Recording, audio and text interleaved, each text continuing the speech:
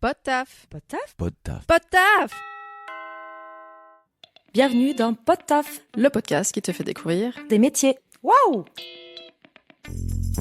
Moi, c'est Laura. Et moi, c'est Sarah, On a passé la trentaine, on a testé pas mal de métiers. sans jamais trouver le bon. Aujourd'hui, on sait toujours pas ce qu'on veut faire. Alors, on est parti explorer les métiers. Pour comprendre ce qu'ils sont vraiment. Et on vous emmène avec nous. C'est parti, Sarah? C'est parti, Laura. T'es prête? Oui. Et justement, on accueille notre nouvel invité du jour. Bonjour, Vincent. Bonjour, Vincent Recouvreur, tu fais quel métier? je suis artiste tatoueur. Ça consiste à décorer des corps, à utiliser une idée pour finir par la transformer, je dirais même la sublimer, puis la graver à vie dans une peau qui finalement, c'est une œuvre qui m'appartiendra plus après. Quand quelqu'un te contacte, Oui. il arrive avec une idée d'un projet ou toi, tu lui proposes quelque chose directement. La première étape, déjà, c'est le dialogue. Je pense qu'un bon tatoueur, il est censé communiquer avec sa clientèle, il est censé un peu la connaître. Parce qu'on devient intime de toute façon pendant le tatouage, on se touche, on se parle, et on est proche. Il faut commencer par un dialogue, et puis après on arrive sur un dialogue artistique, et puis après on arrive vraiment sur de la création. Je travaille sur tablette graphique, on peut tout faire avec les logiciels de maintenant surtout. En création, on peut tout faire. C'est-à-dire que je peux très bien partir d'une image, la modifier, partir de zéro, tout créer. L'un dans l'autre, ça donne lieu à une fractale de possibilités complètement inouïe, quoi. Les étapes, après, on va regarder la taille déjà, par rapport aussi à l'endroit où va être disposé le tatouage, parce que la taille va définir aussi les détails, et les détails, c'est ce qui tient ou ne tient pas dans le temps. L'endroit est important, parce qu'en fonction de ça, de la finesse de la peau, de finalement, oui, l'élasticité, même le côté osseux ou alors musculaire qu'il y a dessous, change la façon de travailler. Donc on est sur une taille, on est sur des détails, on est sur un endroit, et après vient donc la technique. Pour ça, nous, on utilise des calques. C'est une feuille de riz, en fait, sur laquelle est imprimé du carbone par un système de lumière. En fait, la machine, ça s'appelle un thermocopieur. La lumière vient décalquer du carbone sur une feuille de riz. Nous, par transfert avec un liquide un petit peu collant, on décalque le carbone de la feuille de riz sur la peau. Et ça nous donne une notice pour après réaliser le tatouage. Ensuite, qu'est-ce que tu fais avec quels instruments? Alors, déjà, il faut partir du principe qu'il y a un énorme aspect salubrité. Et on tatoue qu'avec du stérile jetable. C'est-à-dire que nos aiguilles sont stériles, sous gaz stérile, on les ouvre, elles sont uniques, à usage unique, elles ne tatoueront personne d'autre et elles partent après aux dasseries. Donc, c'est, tu sais, les déchets à risque infectieux qui sont ramassés dans les poubelles jaunes un peu dures qu'il y a par exemple à l'hôpital ou dans les cliniques pour les seringues. Voilà. Et c'est intéressant ce point-là, c'est que quelqu'un qui ne connaît pas du tout le monde du tatouage, quand il arrive pour faire un projet, il dit « Oh non, mais c'est bon, je vais faire un tout petit tatouage, ça va pas être trop cher. » Et en fait, le prix de l'aiguille, quelle que soit la taille du tatouage, c'est toujours le même prix. Alors, tu mets le point sur un truc qui est vachement intéressant et qui se passe en plus en ce moment dans le monde du tatouage. Bon, avec la crise, les gens ont plus d'argent, donc ils veulent le tatouage le moins cher, exécuter le mieux, ce qui est un petit peu un paradoxe, quelque part, parce que je pense pas qu'en mettant le plus cher, on a le plus beau des tatouages, mais je pense qu'un beau tatouage a un prix. Et là, tu parlais de ce qu'on appelle, nous les tatoueurs, la sortie d'aiguille. La sortie d'aiguille, c'est l'argent minimum que tu vas mettre pour payer le matériel qui sera nécessaire pour faire ton tatouage. Donc dans ce matériel, il y a plein de trucs. Il y a déjà les calques pour le dessin, rentabiliser la machine à calque qui coûte très cher. T'as les rasoirs, la crème pour décalquer le calque, les savons antiseptiques qu'on va utiliser pour nettoyer la peau. Après, tu as tout le stuff au niveau de l'hygiène, donc les gants, les gaz stériles, évidemment les aiguilles, les désinfections pour la machine. Tout ça, ça fait partie de ce que nous, on appelle la sortie d'aiguille. Donc ça veut dire que c'est un peu le forfait de base que tu auras même pour un seul point d'encre. Parce que pour faire ce point d'encre dans de bonnes conditions, il faudra tout ça. Et d'ailleurs, si tu payes pas ce prix-là, c'est un peu inquiétant. C'est inquiétant. Faut savoir qu'il n'y a pas de diplôme pour être tatoueur artistique. Mais il y a un diplôme d'hygiène et salubrité qui est obligatoire, qui est délivré par l'ARS. C'est vraiment tu l'as pas. Là où tu apprends justement tout ce qui est un virus, un microbe, une bactérie, un spore, désinfecter ton bloc. On est quand même sur du cutané, donc on reste sur une blessure. La blessure a des risques d'infection. Donc nous, on est là en fait les tatoueurs pour minimiser ce risque au maximum et en même temps faire de l'artistique. Quand tu vois sur les réseaux les mecs qui se font tatouer justement pour 20 €, il y a forcément une lacune quelque part dans toute cette chaîne. ça peut être très dangereux. Est-ce qu'au cours après de ta carrière, tu as des audits pour voir si tu respectes toujours ces règles d'hygiène? On peut être contrôlé par l'ARS, tout à fait. Et là, ça prévient pas. Et puis, ça Ils prévient sont pas. sur ta table, cul nu, et Ah ils non, disent non, ah ils te posent des questions. C'est une vraie interview, hein, non, mais sans déconner. Ils contrôlent toute la chaîne. Ils regardent les dates des encres. Ils regardent la salubrité en général. Une encre est faite de quoi d'ailleurs? L'encre, ça va être des solvants et du pigment, Ok. tout simplement. Est-ce que tu sources des encres made in France? Il y a un sujet sur ça ou pas vraiment? Quand tu utilises une encre en France, elle doit être aux normes européennes. Mais tu sais que beaucoup font l'impasse là-dessus parce que les encres, c'est du matériel qui coûte le plus cher. Et donc là, je vais un peu imager, c'est comme ça que je l'imagine. Dis-moi. Tu branches ton encre à ton aiguille? La machine, elle s'appelle un dermographe. Mais c'est pas pour rien qu'elle s'appelle un dermographe. Il faut savoir un truc, dans l'organe de la peau, il y a 3 couches. Tu as l'épiderme, qui est la zone que tu peux voir, que tu peux toucher. Tu as le derme, qui est la 2e couche. Et tu as l'hypoderme, qui est une des dernières couches avant le muscle. Nous, on tatoue dans le derme. C'est-à-dire qu'on tatoue dans une zone très précise de la peau. Très précise. Pourquoi? Parce que si on tatoue trop haut, dans l'épiderme, l'encre finit par se barrer. Si tu tatoues trop profond, ça va donner ce qu'on appelle en tatouage un blow-up. C'est-à-dire que l'encre va se diffuser sous la peau et faire une tache absolument horrible. Donc en fait, on a une profondeur exacte où on doit venir placer le pigment. On a des réglages avec l'aiguille. Si tu la règles bien, tu sais qu'automatiquement, en enfonçant ce qu'il faut, tu seras dans le derme. Ça s'apprend quand tu commences le tatouage, pendant que tu t'entraînes, ça s'apprend. Ça, c'est pas inné, ça fait partie des trucs que tu peux pas deviner. Sarah, clairement, je deviens tatoueuse demain. Est-ce que tu veux être ma Non. bêta-test? Non, absolument pas. En fait, tu sais que beaucoup de gens s'entraînent sur des potes. Ce que je déconseille fortement à tous les gens qui écoutent. Et puis on a du matériel pour s'entraîner. C'est pas vrai? Moi, je me suis entraîné sur peau de cochon. Moi, j'allais voir mon boucher, il me mettait les chutes de peau. Il faut savoir que la peau de cochon, elle est hyper réaliste au niveau du rendu pour un tatoueur qui s'entraîne. Ok. On est presque sur le même organe que sur un humain. Ah ouais? La même profondeur, la même densité, la même souplesse. Mais bon, ça se garde pas. La peau de cochon, au bout d'un moment, faut la dégager. Est-ce que tu peux tatouer toutes les peaux? Dans un monde parfait, oui. En réalité, non. Bon, dans un monde parfait, les gens n'auraient pas de problème de peau. Les gens n'auraient pas de risque infectieux, les gens n'auraient pas de problème d'allergie. Moi, je parle de ces peaux-là qui ne sont pas tatouables, attention, ou qui sont tatouables dans une limite accordée par le corps médical qui entoure les pathologies de la personne et sous conseil de ce corps médical-là. Mais toutes les peaux, si tu parles par exemple d'âge, de couleur de peau ou de tout ça, toutes les peaux sont tatouables. Qu'est-ce qu'on ne sait pas sur la peau que tu peux nous faire découvrir aujourd'hui? La cicatrisation, elle est propre à l'humaine, c'est 30 jours. Pratiquement pile poil 30 jours, qui se passe en plusieurs étapes. D'ailleurs, pendant la cicatrisation d'un tatouage, souvent ça gratte, souvent ça tire, et ben ça veut dire que ça se comporte très bien. Quand on tatoue dans la bouche, Oui. dans les yeux, Mm. Peut-être ailleurs, on peut tout tatouer sur le corps humain? On peut tout tatouer, par folie ou par envie, on peut tout tatouer. Le résultat, par contre, va pas être le même. Quand tu tatoues, par exemple, dans de la muqueuse, donc on va dire à l'intérieur du nez, de la bouche, le renouvellement des cellules de la peau ne se fait pas pareil. Par exemple, les gens qui se font tatouer l'intérieur de la bouche, il y a souvent des retouches, parce qu'avec le frottement, avec la salive, avec tout ça, l'encre a tendance à partir. Par exemple, quand tu tatoues ce qu'on appelle la pulpe de la peau, c'est-à-dire l'intérieur des mains ou des pieds, là où tu vois que tu as des empreintes digitales, où tu n'as pas de poils, c'est pareil, c'est pas du tout la même densité de peau, c'est pas du tout le même comportement de la peau. Donc souvent, l'encre a tendance à partir et il faut retoucher. Est-ce qu'on parlerait pas de ton parcours, hein? Bah, Qu'est-ce que tu as fait pour en arriver là? Ouf, c'est atypique. Moi, j'ai commencé par le dessin, de toute façon. Je dessine Petit. depuis que je suis tout petit. J'ai la chance inouïe d'avoir des parents qui m'ont inscrit à des cours de dessin. Alors moi, j'étais à Clamart et j'étais aux Beaux-Arts de Clamart. Chez mes parents, il y avait des tableaux. J'avais un arrière-grand-père qui était peintre. Lebray, c'était son nom de famille. Et il faisait de la peinture à l'huile. Et il faisait aussi des études anatomiques. On avait des tableaux, des nus, faits au fusain, chez moi, dans ma salle de bain et tout. Et moi, j'avais un petit carnet où je recopiais les tableaux qu'il y avait dans la salle de bain. Quand j'ai eu... je crois que j'étais au début de l'adolescence, j'étais inscrit au cours adulte pour faire du nu. J'étais déjà avec des modèles vivants. Après, ça a été très dur parce que j'ai jamais arrêté l'art de toute façon, mais j'ai eu une adolescence qui était compliquée, bêtises, la drogue, qui a été un problème finalement. Après, j'ai fait un bac littéraire. Donc, je l'ai passé dans Paris, à Ulst. rue de Varennes, là où il y a Matignon. Et j'ai eu mon bac littéraire.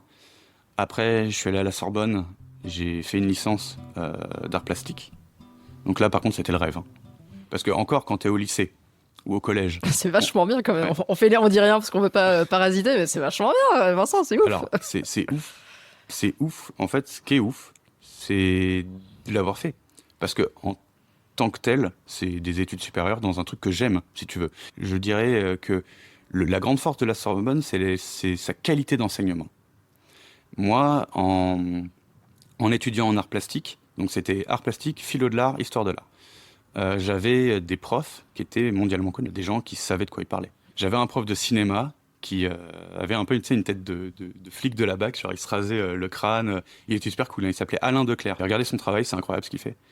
Et il travaille beaucoup la photo, il travaille beaucoup sur les conflits, sur la guerre, sur la violence. Il a une façon très ostentatoire, j'allais dire, de nous mettre face à des réalités qui sont des fois que nous on prendrait d'une façon pudique, mais lui il nous les met en pleine gueule. J'avais un prof aussi qui s'appelait Vincent Dulhomme. C'est un artiste peintre contemporain et lui il m'avait beaucoup marqué parce qu'il était prof de création personnelle. Je passais mon temps à faire des tableaux, je passais mon temps à faire de la 3D, parce que moi j'ai pas fait que de la peinture de toute façon, ni du dessin, j'ai aussi fait de la sculpture. C'est-à-dire que j'aimais tout l'aspect de l'art, en fait, si tu veux, tout l'aspect de l'art. Et finalement, c'est ce que toi tu fais en étant tatoueur, c'est que tu sais faire du dessin avec différentes techniques, tu sais faire de la sculpture, comme tu disais dans ton parcours, t'en as fait, et c'est ce qui fait que tu es un bon tatoueur aujourd'hui. Quand tu étais à la Sorbonne, tu savais déjà que tu ferais du tatouage ? Absolument pas. Absolument pas. Je vais même te dire, je n'ai jamais cherché dans ma vie à être tatoueur. Ça s'est fait complètement par hasard. J'ai passé la licence d'art plastique, puis j'ai commencé à faire le master derrière, et je me suis emmerdé. Pourquoi ? En fait, je ne faisais plus ce que j'aimais faire. Donc je décroche, et là, dans l'établissement de mes parents, il y avait ce qu'on appelait à l'époque les ateliers Hollande. En fait, tu passes par des associations, et sur les temps extrascolaires, tu peux proposer à des primaires de faire art du cirque, judo, art plastique. Et du coup, j'ai fait ça un petit temps. Et en parallèle, j'étais allé voir une exposition qui s'appelait Tatoueur tatoué, qui était au Quai Branly à l'époque. Parce que j'aimais déjà les modifications corporelles. Le tatouage, les piercings ont été quelque chose qui m'ont intéressé très tôt, de par, si tu veux, l'histoire des tatouages, des piercings. L'historique. Comment l'humain, on est arrivé à se faire des marques sur la peau pour réussir à se différencier des autres. Et donc j'étais allé à cette expo qui était super intéressante d'ailleurs, et je suis tombé sur les machines que font les prisonniers en prison, avec du matos très rudimentaire. Hein. C'est une fourchette, un moteur de Walkman, et puis une corde de guitare et un stylo. Et du coup, j'en ai fabriqué une en rentrant de la... Ça a éveillé ta curiosité Tellement. J'ai fabriqué une machine, et j'ai commencé à piquer sur de la peau de cochon. Mais je ne sais pas pourquoi c'est devenu frénétique. C'est-à-dire que je faisais ça la nuit, je fabriquais d'autres machines avec d'autres fourchettes, avec d'autres moteurs de manettes de Xbox ou de PlayStation. Et en fait, il se trouve que même avec ce matos rudimentaire, très rudimentaire, je me suis dit, ouais, ça me plaît, quoi. Ça me plaît. Et j'ai des amis qui ont vu ça, qui m'ont acheté des vraies machines. J'ai commencé à continuer à m'entraîner. Avant de toucher un humain... C'est super touchant qu'ils ont vu ton potentiel. Et... J'ai des très bons amis. Ouais. J'ai un très bel entourage. Et quand est-ce que tu as laissé les peaux de cochon pour un humain ? Je dirais 1 an et demi après. J'ai une amie qui m'a fait confiance. Et d'ailleurs, c'est elle qui m'a demandé. C'est pas moi qui ai fait la démarche. Et elle m'a dit, écoute, quitte tes peaux de cochon, ton latex, et fais-moi un tatouage C'était, je me souviens, dans le dos, en dessous de la nuque. Et elle m'a fait confiance et... Ça a été le premier tatouage que j'ai fait. Même pas sur toi, d'abord. Non. Et puis là, de fil en aiguille. Donc tu fil en aiguille, très beau jeu de mots. Ouais. D'aiguille en aiguille, d'ailleurs. D'aiguille en aiguille, je me suis mis à tatouer 2 potes, des potes, des potes, des potes, des potes de mes potes. Et au bout d'un moment, j'ai eu beaucoup de monde à tatouer. J'ai monté la première société en 2015, je dirais. Et les gens venaient chez moi. Et je tatouais directement chez moi, comme ça. Et après, j'ai eu trop de monde. Donc là, j'ai ouvert Ink My Dreams, qui est ma boîte actuelle. Et j'ai loué un local pour faire du tatouage professionnel. J'ai toujours voulu faire de l'art. D'ailleurs, ça se voit quand vous êtes ici, vous pouvez voir, il y a des tableaux, il y a tout. C'est ça qui me plaît. C'est autant studio artiste que studio tat. Alors moi, j'ai très bien vu l'arrêt de la marginalité du tatouage pour que ça devienne une norme, une mode, clairement. Je l'ai vu, j'ai été là quand ce boom s'est fait. C'était vraiment, on était sollicités, c'était incroyable. Je tatouais 7 jours sur 7. Hein. C'est-à-dire que j'ai fait 7 ans avec la marque, 7 jours sur 7. Et jusqu'à des fois 2-3 heures du matin. Mais attention, c'était pas une plaie. Hein. Moi, j'adorais ça. J'adorais ça. Un métier passion. Mais, tout à fait, j'adorais ça. Je me levais que pour ça. De toute façon, je me suis toujours levé que pour faire quelque chose que j'aimais dans la vie. Hein. J'en serais pas là sinon. Je pense que si on se lève pour faire quelque chose qu'on n'aime pas, déjà, on n'a pas envie de se lever. Et est-ce que tu es tatoueur pour la gloire ou pour la fortune? Ni l'un ni l'autre, je pense. Moi, j'utilise de toute façon le tatouage comme j'utiliserais un pinceau. C'est un médium artistique que j'utilise pour m'exprimer. Et puis, il se trouve que c'est ça qui a permis aussi de me faire vivre. Parce que ça a été autre chose, la peinture, tout ça. Vivre de la peinture, c'est très compliqué. Alors que se mettre à tatouer, en plus, pile poil, au moment où ça explose, c'est une chance inouïe. J'ai eu une chance inouïe. Tatoueur il y a 50 ans et tatoueur aujourd'hui, la société le perçoit très différemment, ton métier. Très différemment. On est enfin rentré dans de l'artistique. Et je vais même te dire, on est dans une élite artistique. Parce qu'on n'a pas le droit à l'erreur. Et est-ce que dans ta carrière, tu as déjà fait une grosse bourde, justement? L'erreur est humaine. L'erreur Tu me dis fatale. t'as jamais fait d'erreur, j'y crois pas du tout. Bien sûr, j'en ai fait. Faut savoir que pour mon premier tatouage, les filles... Donc ta pote. Ma pote, moi j'étais en panique totale. Hein. J'étais en panique totale. Et puis en plus, j'ai fait un truc que je savais pas à l'époque, hein, mais quand j'ai posé le calque, je l'ai posé, elle était déjà allongée. Ça s'est relevé, elle était de traviole. Elle m'en a jamais voulu. Puis elle aime bien son tatouage, j'imagine encore. On a d'autres comme ça Mais des grosses bourdes, non, ou alors c'était pas de ma faute. Un exemple très concret, c'était une femme qui venait se faire tatouer la date de naissance d'un de ses enfants, sauf qu'elle en avait plusieurs, et s'est gourée dans la date de naissance de son fils. Je suis persuadé que quand les gens, tu sais, ça m'est arrivé de faire des phrases dans d'autres langues, j'ai forcément fait des fautes. Parce que ces gens-là ne parlent pas cette langue qui me demandent de tatouer, donc c'est invérifiable. Ça se trouve, on a écrit n'importe quoi. Le classique sauce sucrée, sauce salée sur ça, le bras. C'est exactement ça. J'avais une personne qui était venue une fois, elle adorait son chien, c'était un bulldog français, et il m'a demandé un portrait de son chien dans le dos. Sauf qu'il le voulait avec les cendres de son chien dans l'encre. Et j'avais donc un petit peu de cendre que j'ai mis dans l'encre noire, dans le cup directement, que j'ai mélangé. Donc quand je l'ai tatoué son chien dans son dos, le portrait de son chien, c'était avec son chien. C'est la boucle est bouclée, quoi. Tu tatoues le chien avec le chien. Il y a un petit peu d'organique. Je trouve ça très poétique, moi. Des gens comme ça, j'en ai eu plein. Des gens, par exemple, qui font un recouvrement. Ça m'est arrivé sur une dame dont le mari était complètement taré. Enfin, je suis personne pour juger, mais d'après ce qu'elle m'a raconté, c'était pas un gars cool, quoi. Et puis elle avait un tatouage en commun avec lui. Donc à chaque fois qu'elle voyait ce tatouage-là, elle était mal, elle repensait à son mec qui lui mettait des coups. Et on l'a recouvert avec un beau tatouage magnifique, on ne voyait plus rien. Elle a tout lâché, elle a pleuré devant la glace parce que justement, elle a tout relâché. Il n'y avait plus cette pression psychologique, elle a tout relâché. Je ne sais pas si vous voyez Harry Potter un petit peu. Harry Potter, il y a un sort, Wingardium Leviosa. Oui. C'est le truc pour faire lever les objets. L'éviter. Je l'ai tatoué au-dessus du pubis. Oh là Voilà, là que des trucs comme ça. Mais c'est classe, c'est classe. C'est génial. Il y a eu aussi des trucs assez fous, hein, tout ce qui va être génital déjà. Hein. Puis j'ai eu à l'époque des gens qui venaient des films pour adultes se faire tatouer. Donc j'ai été en contact avec de l'acteur, de l'actrice, quoi. Et puis là, on arrive sur des tranches de vie, de délire incroyables, parce que c'est des gens qui, leur pudeur est limitée à leur travail, si tu veux. On peut, et je le dis, retrouver mon travail ailleurs que sur Facebook, oui. Trop marrant. Mais il faut un VPN maintenant. Qu'est-ce que tu ne tatoues pas? Je tatoue pas avant 16 ans. Et puis il y a aussi le cadre pas ostentatoire. Par exemple, j'irai pas tatouer une croix gammée sur un front. Et je sais pas parce que je suis payé que je dois le faire, c'est parce que je suis artiste, j'ai pas envie de le faire. J'ai pas envie de propager des mauvais trucs. Tu es plus artiste à partir du moment où tu fais ce genre de choses. Tu peux faire de l'art engagé, tu peux faire de l'art visé, tu peux faire de l'art complètement orienté, qu'il soit politique, religieux, tout ce que tu veux d'esthétique dans ce genre-là. Mais je pense que l'art n'est pas fait pour encourager la haine, de toute façon. L'art, c'est tout l'inverse. L'art, c'est révolutionnaire. D'ailleurs, est-ce que tu peux définir ton style de tatouage? Moi, je suis assez polyvalent. C'est-à-dire que de toute façon, étant donné qu'avant, je faisais de la peinture, de la sculpture, tout ça, et que je touchais à beaucoup de thèmes, je peux faire beaucoup de choses. Alors moi, mon style de prédilection, ça reste tout ce qui est new school et japonais. Donc on est sur des choses assez contemporaines, tu sais, un peu manga ou ce qu'on appellerait trash polka, les trucs comme ça. Où est-ce qu'on peut retrouver ton travail? Je suis sur les réseaux, donc tu as Ink My Dreams, qui est mon atelier, qui est à Châtenay-Malabry dans le 92. Tu peux retrouver ça sur Instagram, sur TikTok. Tu me trouves sur Google aussi. Hein. Alors attention, je ne serai pas moi l'influenceur du tatouage. Ce qui me rend en ce moment fou, d'ailleurs, c'est que le monde du tatouage est un peu en berne en ce moment. Je pense que les réseaux ont tout détruit, justement. Je pense que les réseaux ont donné de la visibilité à des gens qui sont plus bons en com qu'en tatouage.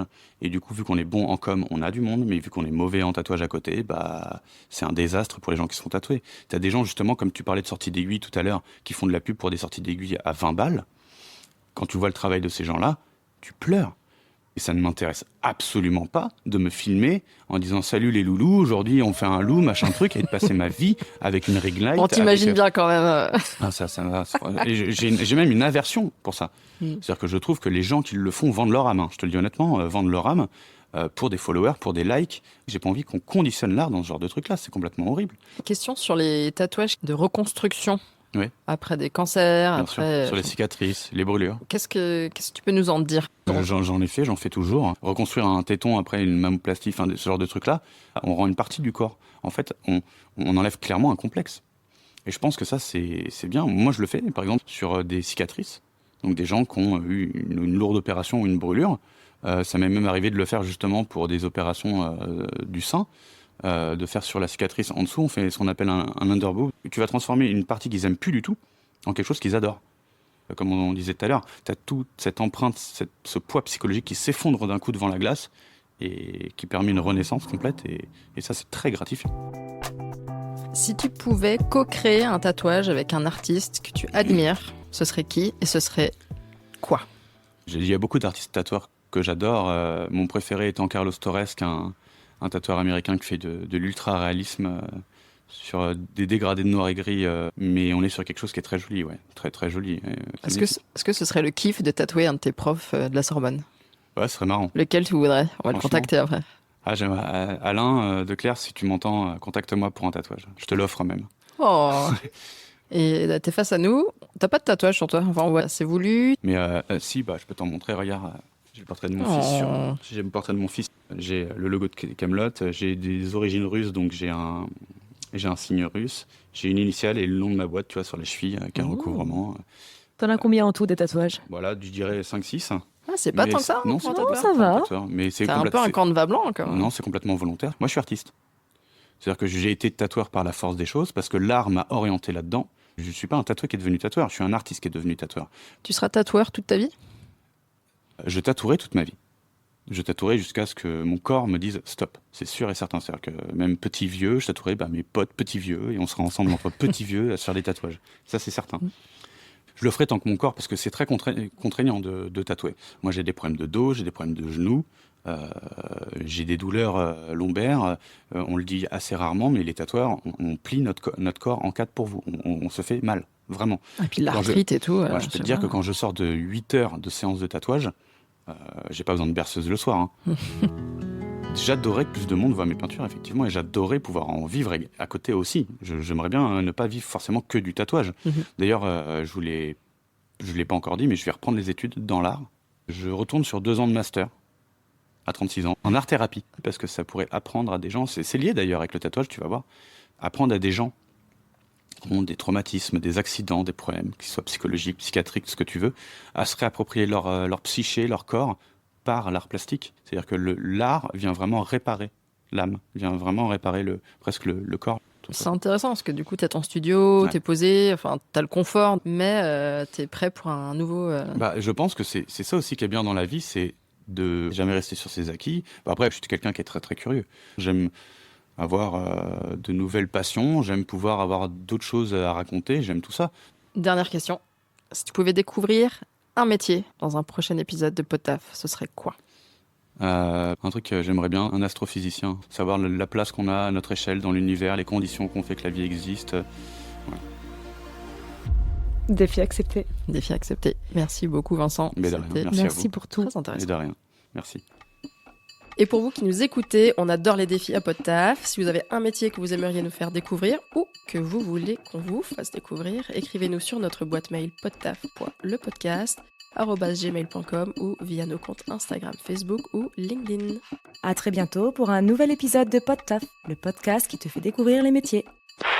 Quel est ton métier? En fait, j'ai aucune idée de comment ils font ce métier. Ça tourne! Podtaf, Podtaf, Podtaf. Tu parles si bien, sans filtre. On dit tout. C'est nous. Coupé!